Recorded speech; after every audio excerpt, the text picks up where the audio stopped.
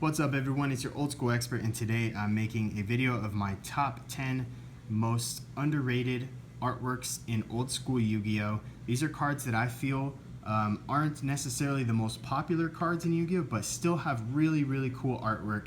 And I'm just going to show you my top 10, and if you wouldn't mind, leave in the comments what you think are your top 10 most underrated. Not your favorite or which ones you think are the coolest, just ones that don't get enough attention for how cool their artwork is. So we're going to start at number 10 with the legendary Fisherman. This is a popular card. The anime made him pretty popular, Mako Tsunami, and there was some support recently for this card for the archetype, but essentially it's never been like mainstream. It's never been meta. So the colors are just incredible. I mean, look at the whale's eye just like pops out at you like that because it's hollow foil. Mako's eyes and mouth are hollow foil. It's an incredible card. The colors are outstanding. It was just a very well done card. The only problem is, of course, for the TCG, they did censor this. This is a spear in the OCG, and they made a little fluffy thing to make him, I guess, less violent. So yeah, that is a really cool artwork. That is number 10.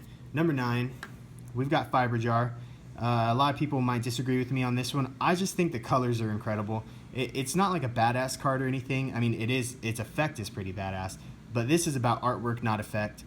And I love the blue background and the bright green with like the, just the hollow foil, and then this like cool orb down here. I guess that's the power. I guess it looks like it's like blasting off kind of, but maybe not, I don't know.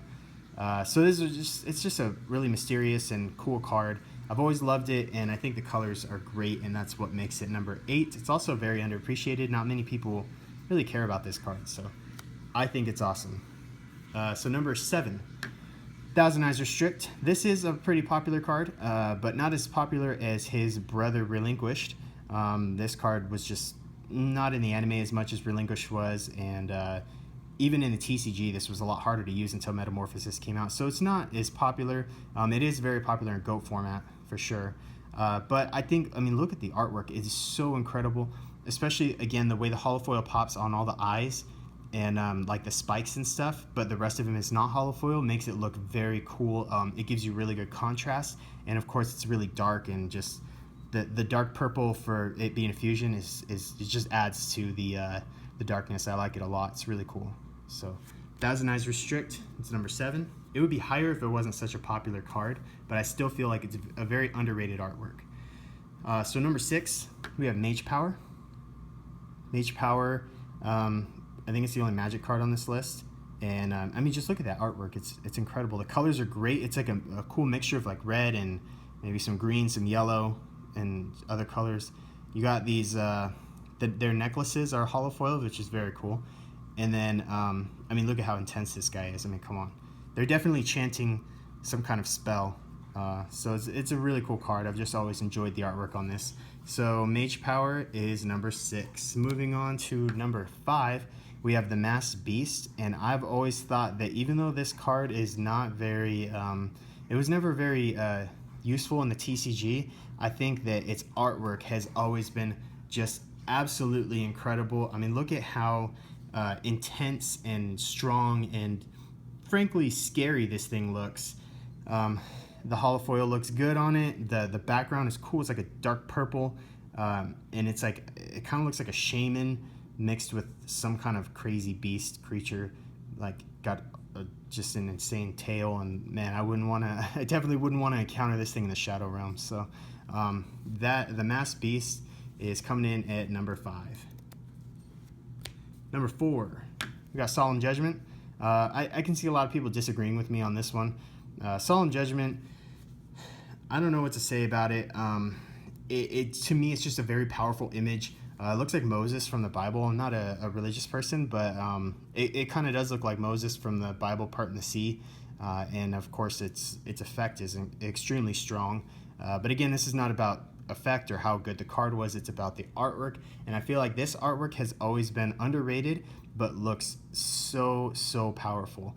So that's why Solemn Judgment gets a spot at number 4. Number 3, we've got Dark Ruler Hades. So Dark Ruler Hades, or Hades, some people call him Hades, This unfortunately was censored. The OCG has horns, which made him look even more devilish, and I think he's drinking a cup of blood instead of this green stuff that he's got there. But all that aside, this is still a very cool looking card. Whatever this robe is that he's wearing, it freaks me out. His evil laughing face is super creepy. This face, I don't even know what that is about. I guess it's a soul that he stole. I don't really know, but it's just the skull here, everything, all of this combined makes this one of the creepiest and coolest cards. And I've always really liked Dark Ruler Hades. So number 3, we've got Dark Necrofear. This I had a hard time finding a good spot for this card because although it's not a very powerful image, it's not a very I don't know, like it doesn't really stand out like some of these other cards do. As soon as you look at them, you're like, whoa, check that out. But this thing is so creepy. And just look at that. It's carrying like a baby doll with, of course, holofoil eyes, so it's all creepy. And then it's missing part of its head. And then the Dark Necrofear itself, I'm assuming it's a female because it's got like some boob plates here. It's almost like a hard bra that it's wearing. So it looks like it would be female. It's got some armor. I don't really understand what's going on with that. And it's got a bald head, which is kind of odd. But I just think the way that Dark Necrofear is kind of staring at you and holding this dead baby doll, it is just, I'm kind of surprised they allowed this in the TCG because I could see this freaking out some of the little kids that used to play back in the day. So this card, just for its pure creepiness and the fact that it's really not that popular, gets a spot at number 3 on my list of most underrated card artworks in old school Yu-Gi-Oh! So number 2 is the only common card on this list, the Ultimate Obedient Fiend. This is a card a lot of people probably don't know much about or don't even know it exists. It's not a very good card. It was really never used. I can't say I've ever seen anyone use this in a duel. Not that it's not possible, but it requires, 3 tributes, and its effect is not very good. But look at that artwork, man. That is so cool. It's just, it's creepy and powerful at the same time. So he's kind of like, he's an obedient fiend, as you can tell in the title and the name. So he's kind of backing off, and he looks like he would be kind of submissive, sort of like Frankenstein. But at the same time, this thing is beastly. Look at how huge and scary it looks, and kind of looks like the devil with the horns, and it's red. So I don't know, man. It's unfortunate this couldn't be a holofoil. I mean, it's definitely a terrible card, so I guess it's a good thing they didn't make it a super rare, ultra rare, secret rare. But this card just looks so cool, and it garners a spot in number 2 on my list of most underrated card artworks. Number 1 is a card you guys probably don't even know exists or don't expect. It is Fuchsia Ricci, and I don't know if I said that right. But this card, look at how freaking cool that is. It's like this skeleton, but it's like a badass skeleton. I'm kind of at a loss of words for how cool this card looks. The background is like super purple and dark, but there's a little bit of maybe the moon shining here, and he's definitely got a sickle. Kind of looks like the Grim Reaper, but maybe like a Middle Eastern version or an Egyptian version of the Grim Reaper in his red cape and just the eyes and everything. This card is so freaking cool looking, and it gets no love from the community.